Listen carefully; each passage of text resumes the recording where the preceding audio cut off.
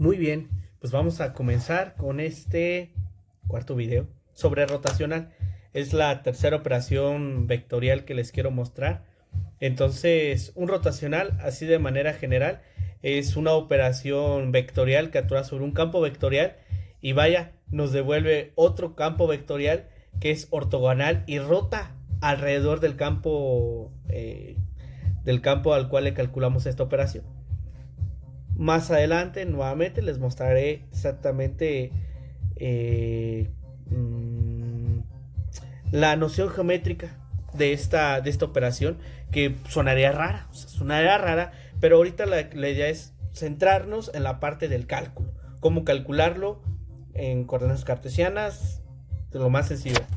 Entonces, siempre que nos pidan calcular un rotacional, nos van a dar un campo vectorial. Nuevamente, un campo vectorial. Piénsenlo nuevamente como un vector. Una generalización a un vector, donde puede tener una componente X, una componente Y y una componente Z. Siempre va a ser así. Nos van a dar como un vector, donde, bueno, en este caso las entradas pueden ser funciones de varias variables. Entonces, dicho esto, una vez que tienes esto y te pidan calcular el rotacional, que se escribe de esta manera, el rotacional de un campo vectorial, se calcula así. Ya sin meternos en tanto detalle del determinante y esta cosa, la relación general sería esto, así, para coordenadas cartesianas. Entonces, si te fijas aquí, este es un campo vectorial, también es otro campo vectorial, que en este caso, esta es la componente X del campo vectorial, esta es la componente y esta es la componente Z de este campo vectorial, que bueno, está dado por restas o diferencias de derivadas parciales de las componentes de tu campo anterior con respecto a las coordenadas. Pero vaya, velo como esto, que esta es la componente X, componente Y, componente Z de tu campo vectorial nuevo. Entonces, aquí es muy claro lo que hay que hacer. ¿Qué es lo que hay que hacer? Hay que hacer 6 derivadas parciales. Estas que están aquí. Simplemente lo único que tienes que tener cuidado es identificar quién es fx, quién es fy y quién es fz. Y eso siempre te lo va a dar tu campo vectorial. Es lo único que tienes que tener claro. La recomendación que le hago al estudiantado es identifiquen bien quién es la fx, quién es la fy y quién es fz. Calculen estas derivadas por separado y al final simplemente introduzcanlas en la definición y se acabó. Si puedes simplificar un poco, está bien. Si no se puede, así déjalo. No se metan en muchas complicaciones. El primer ejercicio que les muestro para ejemplificar esta idea es este de aquí, el ejercicio 1. Si fijan, es uno que ya había trabajado en el caso de la divergencia, campo vectorial. En este caso, es la fx, fy y fz. Que el primer paso es muy importante, que las identifiquen para que no se metan en complicaciones.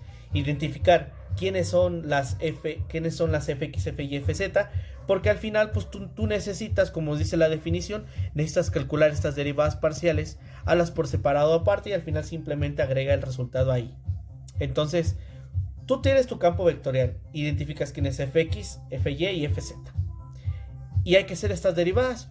Una vez que identificas esas funciones, hay que hacer 6 derivadas.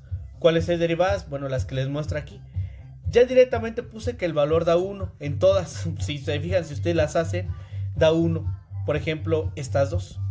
Vamos a verla. Fíjense. La fx, ¿quién es? Es esta parte de aquí. Es la función x más y más z. Si tú la derivas respecto de y, te da 1, porque cuando tú derivas esta x y esta z te dan 0 y esta te da 1. Ahora, si tú derivas igual la fx respecto de z, igual puedes ver que estos dos términos se van y te queda derivada de z respecto de z, te da 1. Y si ustedes inspeccionan meticulosamente las otras 4, pueden ver que también les va a dar 1, porque las funciones, bueno, en este caso es la misma función para las 3. No tienen por qué ser iguales, vaya, pueden ser diferentes, nada más que por cuestiones de practicidad y simplicidad, pues yo las puse así. Y bueno, todas dan 1. Una vez que tienes los 6 resultados, simplemente los tienes que sustituir en la definición. Sabes que esto vale 1, esto vale 1, esto vale 1, esto vale 1, esto vale 1, esto vale 1. Listo. Entonces, sustituyes y te arroja, bueno, sustituyes y te da 1 menos 1, 0, 1 menos 1, 0, 1 menos 1, 0. Entonces ya pones tu resultado y pones que el rotacional de tu campo vectorial da el vector 0, 0, 0. Se acabó. Ahí se termina. Vámonos con otro. El siguiente es muy similar a uno que ya les había mostrado anteriormente. Entonces, esta es la componente X, componente Y y componente Z. Primer paso, identificar las componentes de tu campo vectorial. Las tienes que identificar.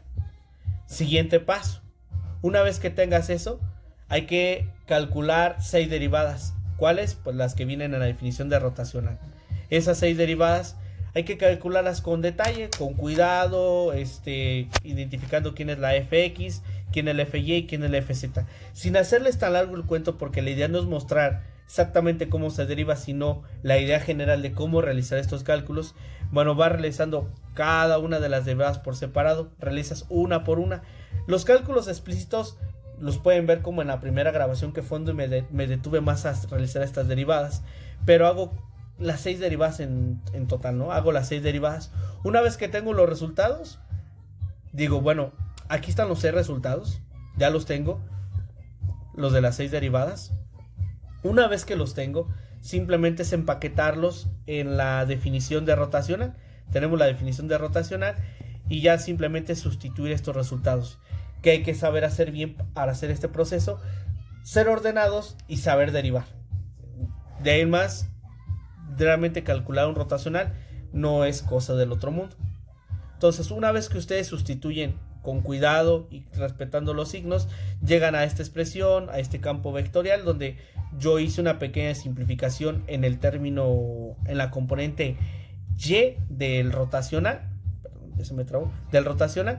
Entonces, haciendo una pequeña simplificación, el rotacional te queda de esta manera. Esta es la componente X del campo vectorial, con la componente Y y la componente Z. Simplifican lo que pueden simplificar y si no se puede, pues así lo dejan. De antemano sabes que has terminado el ejercicio y ya puedes ponerte feliz. Vamos con el que sigue. El que sigue le llamo el problema de Nemo. El problema de Nemo. Que tiene a Nemo, miren. Vamos a buscar a Nemo. ¿Qué dice? Es un poquito diferente este ejercicio. Es un poquito diferente a los anteriores. Pero en este les pido que dada esta función escalar, demuestren que, más bien no es demostrar, es verificar que el rotacional del gradiente de esta función escalar que les estoy dando da como resultado 0 vectorial. Entonces hay que mostrar esto explícitamente utilizando esta función escalar en particular. Entonces, ¿qué hay que hacer? Primero, necesitamos calcular el gradiente de esta función escalar. Una vez que ustedes tengan el gradiente, al gradiente, como les va a dar un campo vectorial, le podemos calcular un rotacional y vamos a ver justamente que se cumple, que eso da 0. Bueno, vamos a buscar a Nemo, acuérdense, vamos a buscar a Nemo, ese es el objetivo. Ay, no. Entonces, primer paso, tienes la F y yo, como la vamos a derivar, ya ven que cuando se calcula un gradiente se hace, bueno, les muestro, ¿no? El gradiente, ¿cómo lo vas a calcular? Bueno, aquí el gradiente es esto. Tú necesitas, recuerda la primera grabación, que el gradiente se compone por las derivadas de la función respecto de x, y, z y se acomodan en un vector, que en este caso es un campo vectorial. Vas a tener tu campo vectorial, pero, bueno, vamos a derivarlo. Creo que esta no la hice unas muy similares anteriormente, pero les muestro brevemente. Pasas de tu forma radical a tu forma exponencial. Una vez que está así, ya puedes proceder a calcular el gradiente. ¿Cómo le haces? Esta función se va a derivar respecto de x, respecto de y y respecto de z, utilizando la metodología que ya les he mostrado desde la primera grabación. Si vas a derivar una casita o un exponente, recordar cómo se deriva una casita o un exponente respecto de x, y z. Cuando lo derivas respecto de x, bueno, en este caso bájale un medio, a un medio le restas 1 y te queda menos un medio.